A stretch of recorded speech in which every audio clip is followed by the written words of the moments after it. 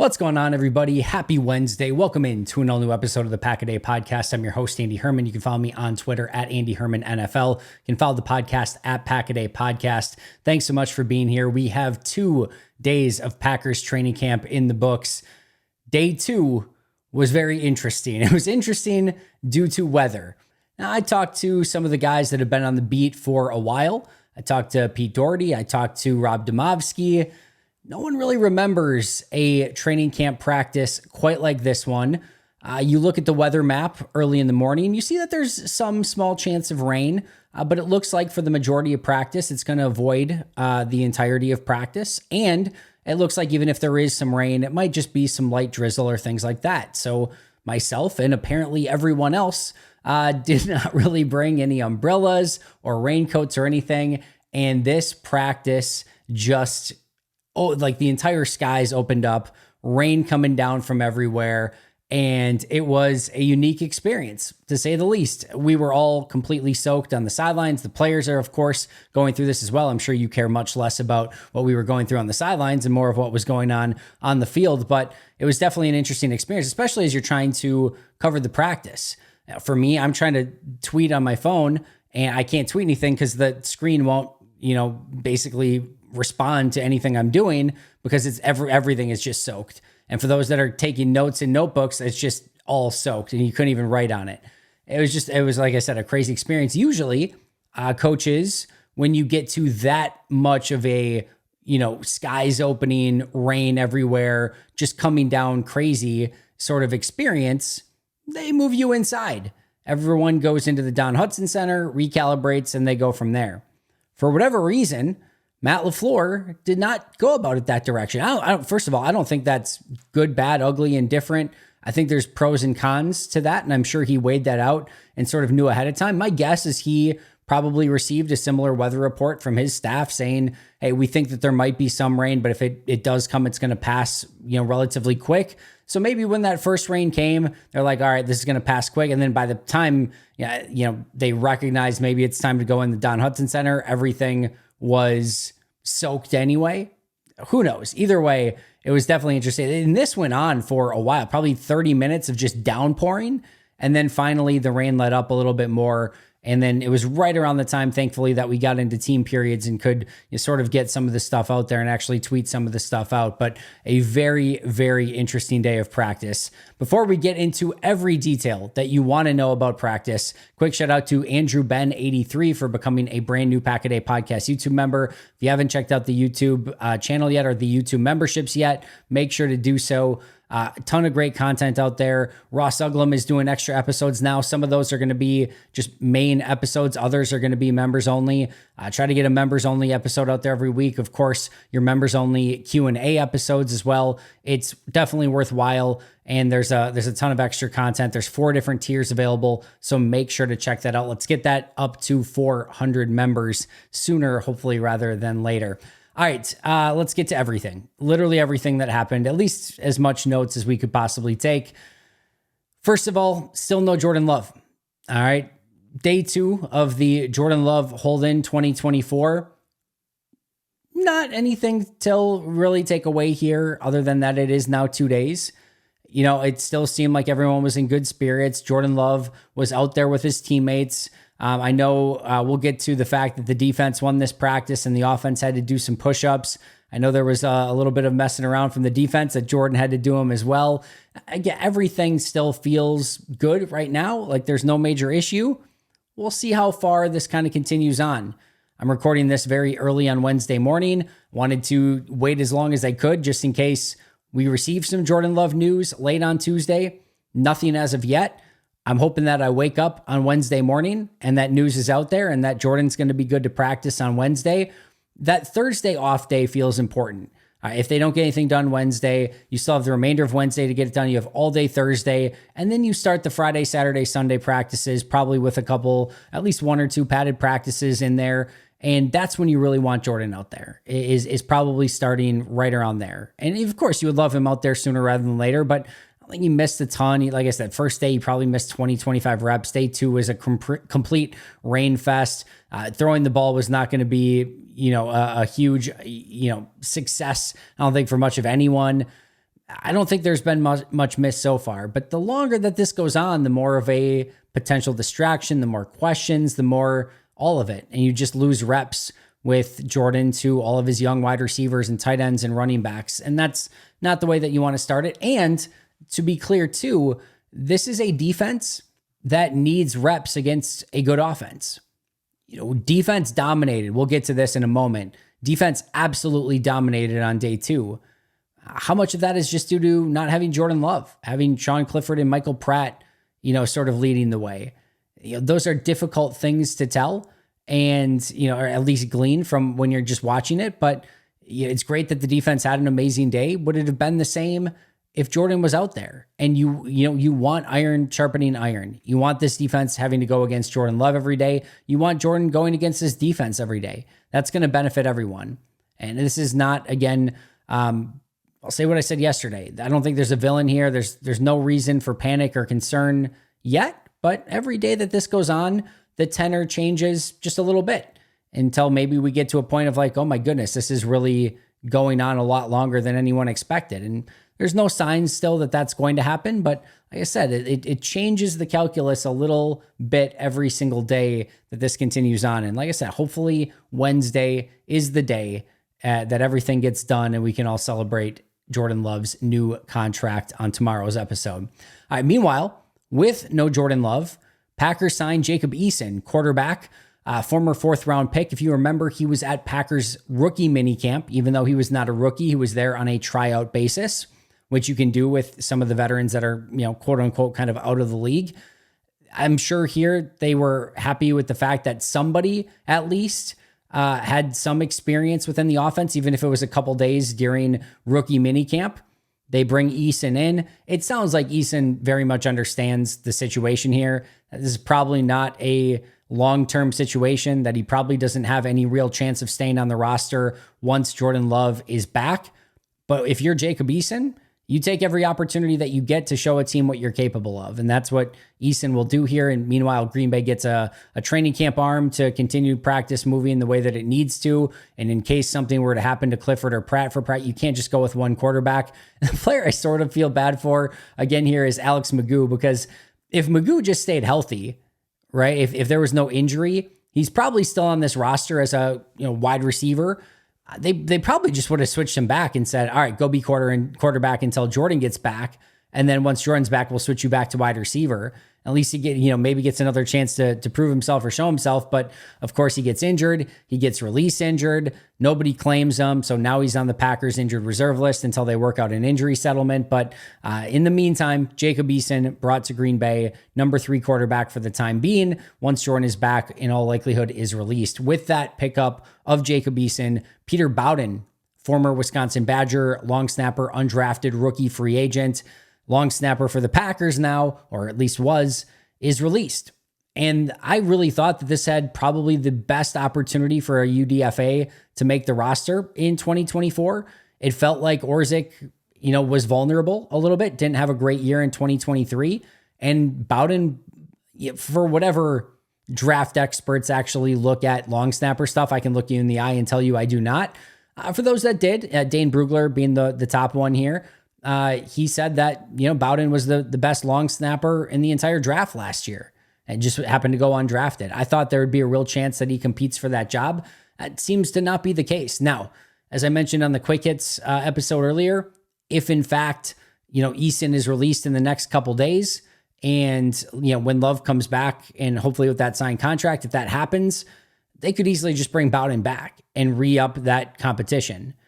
They could have easily felt like Bowden would be very unlikely to get claimed off of waivers. And in the meantime, they could just tell him, hey, stick around for a couple of days. We're going to get this Jordan deal done and bring you back.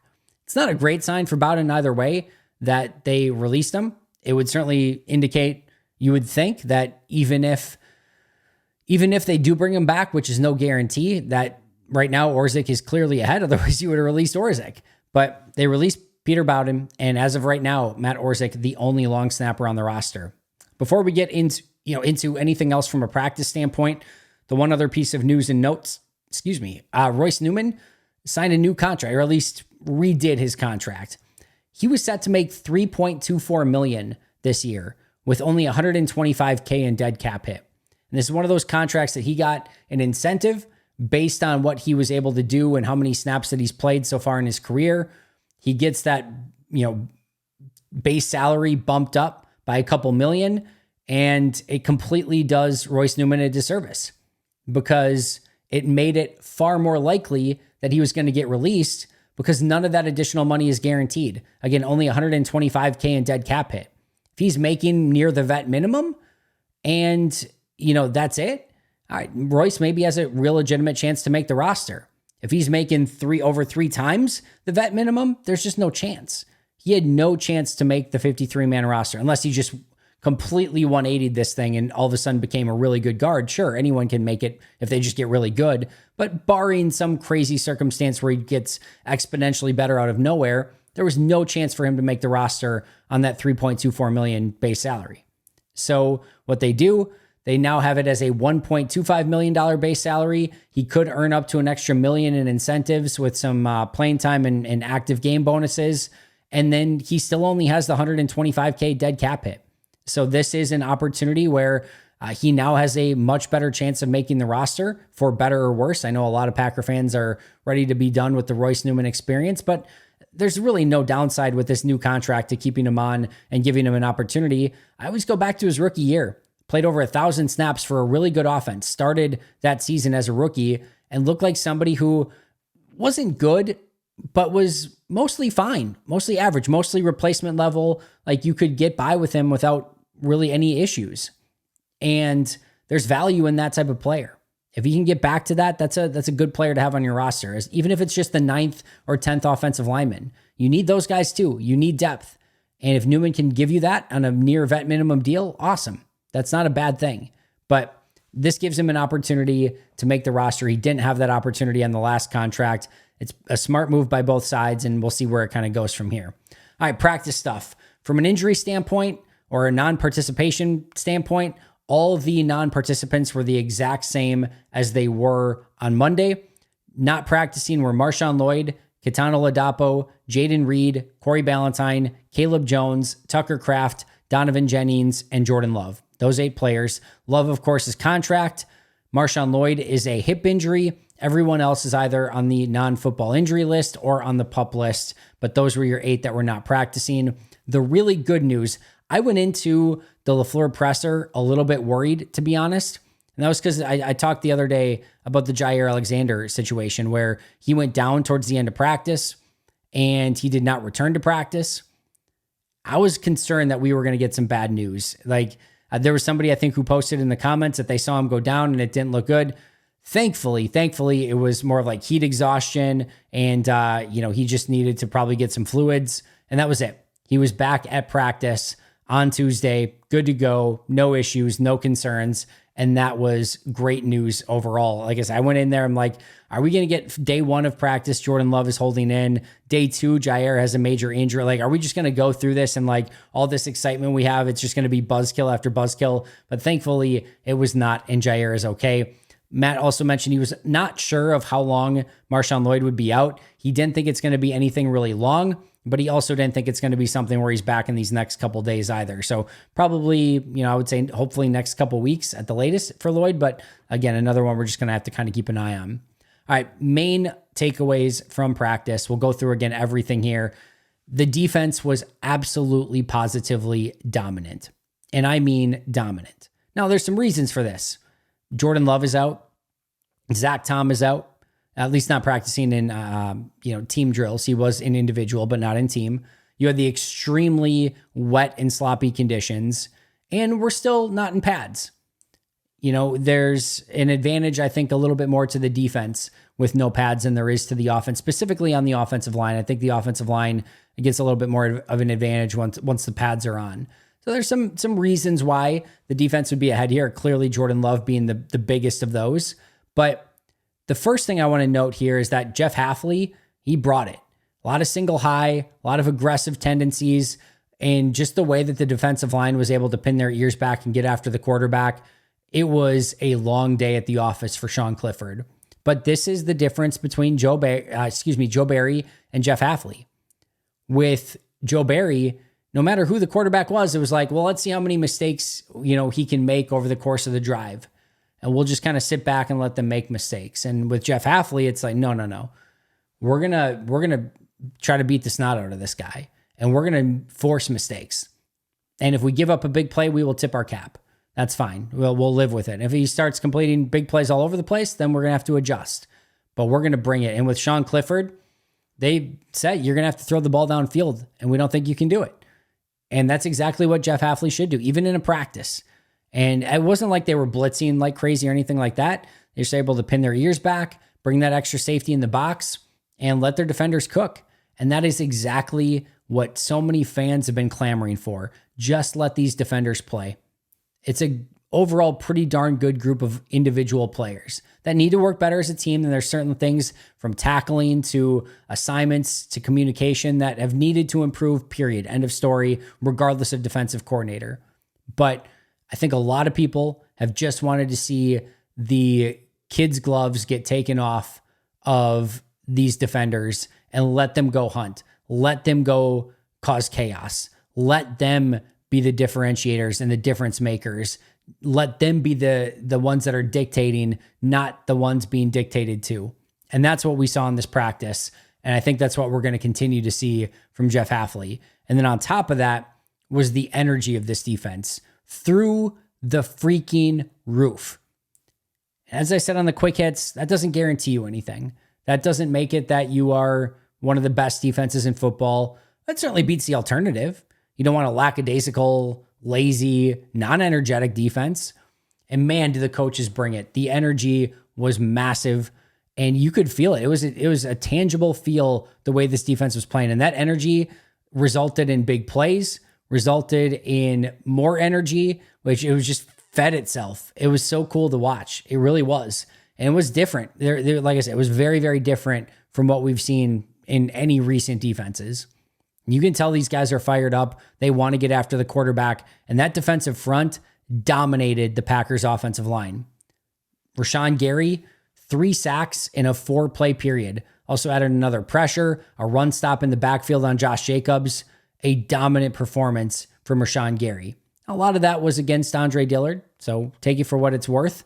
I posted a tweet about Rashawn Gary dominating Andre Dillard, and Tennessee Titans Twitter found it, and there's literally just a treasure trove of tweets from Titans fans just ripping Andre Dillard apart, thankful that he's gone, wishing Packer fans the best of luck, it's just tweet after tweet after tweet of like, good luck with that. It was, yeah. We'll see. It's been a really rough start for Dillard. We'll get there more in just a moment, but huge day for Rashawn Gary. And I want to go over one rep. I talked about this a little bit in the quick hits, but there's a rep against Rasheed Walker that was so unbelievably violent from Gary. I'm not talking about anything that's unprofessional to do against a teammate. I'm just talking about, a angry, physical, attacking defender who is going right through your face, and he's coming with rips and quick hands, and it's like literally like a freight train coming at you, and just good luck. And I tip my cap to Rasheed Walker. I would have died, first of all, but I tip my cap to Rasheed Walker. I have no idea how he stayed competitive on that rep, because Gary was just a nightmare. I can't even imagine where you start. So for Rasheed to be able to just kind of stick in there and hold his own as best he could, that was a big time rep from Rasheed, because I'm watching Gary. It was close by to me, and I'm like, I don't know how you even remotely try to stop that dude. And he was on one today. And that was, like I said, a tip of the cap to Rasheed, because he prevented Rashawn from making a big play on that one. There weren't many times that anyone was preventing Rashawn Gary from doing anything that he wanted to do. He was a dominant performer on the day. Kingsley Enagbare as well. He had a 3-sack performance. And of course, these are quote unquote sacks. They're not anyone actually bringing quarterbacks to the ground, but he was all over the place. Now, he did have a lined up in the neutral zone penalty that gave the offense a free play. But outside of that, if you have a 3-sack day, you're willing to overlook a lined up in the neutral zone sort of situation. But he's had a really great start to camp as well these last couple days. And he had a lot of success against Luke Tenuta. One of them might have been against Dillard as well, but he beat up on Tenuta on a couple different plays. But just remember, this is a player we thought had a torn ACL and was maybe not even going to be back till midway through the season. He looks awesome through these first couple days. As I mentioned, offense couldn't do anything at all. There was a play late in practice, like a 6-yard completion that it was like, oh my goodness, they actually completed a pass. Like that was like their big play on offense. There's just nothing doing. Carrington Valentine had 2 pass breakups. Edgerrin Cooper had a phenomenal pass breakup on Christian Watson where he just flew up to go and make the play, diving pass breakup, pass falls incomplete. Evan Williams had a pick, maybe would have been a pick 6, but it was definitely an interception. The offense probably gets him to the ground if they were allowed to, actually do so. But either way, really nice pick for Evan Williams. Anthony Johnson Jr. had an interception of Sean Clifford, and then Jonathan Ford got in on the action with a sack as well. It was a great day for the defensive front. Guys like just everyone, Colby Wooden, Jonathan Ford, Rashawn Gary, Kingsley Enagbare, Preston Smith, they were just getting after the quarterback all day. But it has been a brutal start for the aforementioned Andre Dillard. Dillard has not been able to pass protect at all, just at all. Rashawn Gary has given him nightmares. Kingsley Enagbare had, his success against him. I talked about it. He would have been my lowest graded player, I think, on offense this past year when I went and graded his games. He had an awful year in Tennessee last year, just an awful year. Gave him a huge contract, made him the starter, got benched on 3 different occasions, was arguably the worst pass blocking offensive tackle in football. There's a lot of traits there to like. Traits only get you so far. And this pains me. I really liked him coming out of college. It's just going to go down as a big time miss for me. I liked the signing, not because of the college tape or anything like that, but because it was low risk, and maybe some reward. You do at least have those traits. He was somebody I did like coming out of college, but it's a 1-year literal vet minimum, no guaranteed sort of deal. And if you get something out of it, great. If you don't, it's an easy release. But I think there was maybe some hope on the Packers side that he'd be able to maybe be that swing tackle. It's been a really, really rough start. I just don't think he has it. I honestly don't think he has it. One of the things I mentioned in the Dillard breakdown video when I broke down his tape is I said, the one thing that gives me some hope is that this is it for Dillard. I don't think you get much more of a chance after this. If you bombed out of Philly, bombed out of Tennessee, and then Green Bay gives you sort of a last lifeline on a 1-year vet minimum, no guaranteed deal, you better make the most of that, or I guess I don't know if you get another opportunity. And I was hoping that would be the motivator. So far, not been the case. It's a really brutal start for Andre Dillard. He has, like I said, not really been able to block much of anything at this point. Tough day, of course, for Sean Clifford as well. 2 interceptions, a lot of wobbly ducks, nothing really doing on offense. Couldn't complete some passes down the field. Overthrew receivers, underthrew receivers. Certainly the conditions played a part in this, no question about it. The fact that his offensive line was a nightmare certainly played a part in that as well, but he couldn't get anything going. And just the accuracy, the timing, the rhythm, none of it there. I gave Clifford a lot of praise on day 1 because that's a tough scenario to go and all of a sudden be the number 1 QB. Jordan Love's not practicing and you got to kind of go out and run practice. I thought he did a pretty decent job in the red zone period on Monday. Tuesday, it was game over. Defense knew what to expect, knew how to stop him, and Clifford couldn't do anything about it. Didn't get to see much of Michael Pratt. He was down on the other side, with the second team. Usually we're going to watch the ones, and we didn't get to see any 2-minute drills with the 2s or anything like that. So no Michael Pratt news on this specific day. Evan Williams, starting safety. That's an interesting one. Anthony Johnson Jr. was the starting safety OTAs in minicamp. Day 1 of training camp was Javon Bullard. I kind of just am like, yeah, Javon probably just keeps it now. No, not so fast. Evan Williams gets the start over Javon Bullard on day 2. And I think there's just pure competition. I think they may have 2 guys that they really like in Evan Williams and in Javon Bullard. So we will see if that continues to be a competition. We'll see if maybe on Wednesday, maybe it's Anthony Johnson Jr.'s turn. Maybe they're going to get more guys involved in that competition. We know McKinney is safety 1, but that safety 2 seems up for grabs, at least right now, between Bullard and Evan Williams. And we'll see if anyone else gets in that competition as well. A.J. Dillon, Matt LaFleur pre-practice emphasized just how great of a shape that A.J. Dillon is in right now. He said best he has ever seen him, and he said it with quite a bit of emphasis. You could tell it at OTAs and minicamp. He is as svelte as he has ever been. He's still a big dude, of course, but he's fit right now. He looks in phenomenal shape. And that's great. We've heard best shape of their career around this time for a lot of players over the history of the game. But there's a play on Tuesday, just halfback dive right up the middle.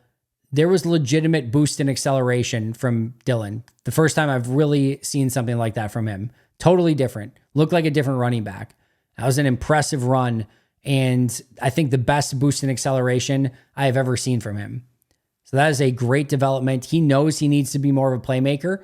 And we didn't see many, interior runs that went for big plays from A.J. Dillard over the last couple seasons. The fact that he was able to do that in practice is hopefully a great sign. And I think does show that the work that he put in the offseason is already beginning to pay off. Like I said, he is in phenomenal shape.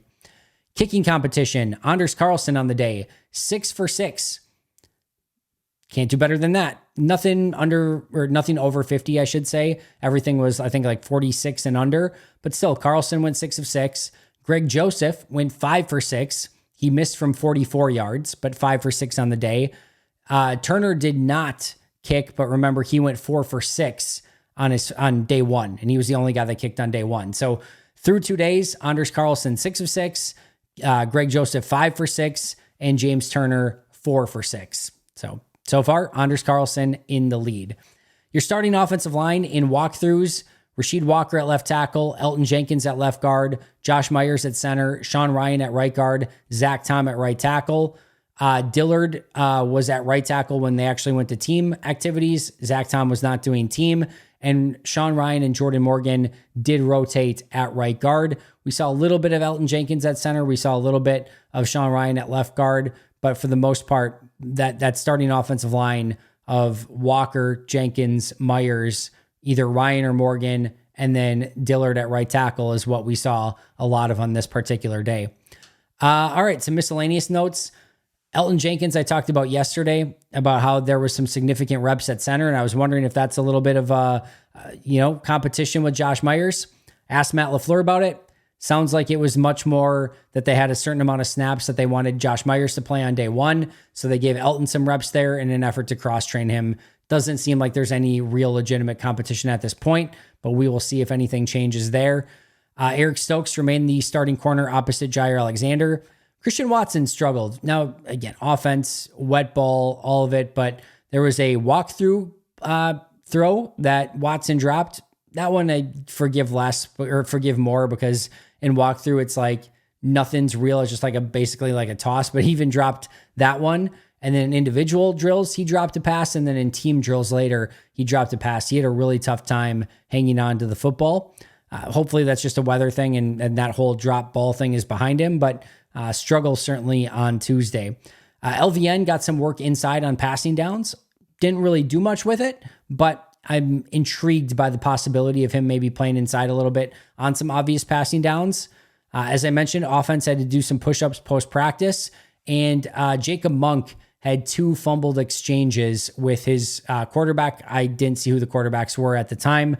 I'll note, again, conditions. I'll also note it doesn't necessarily mean it's Jacob Monk's fault. It could have been the quarterback's fault on both occasions, but it was Jacob Monk at center when those 2 botched exchanges did happen.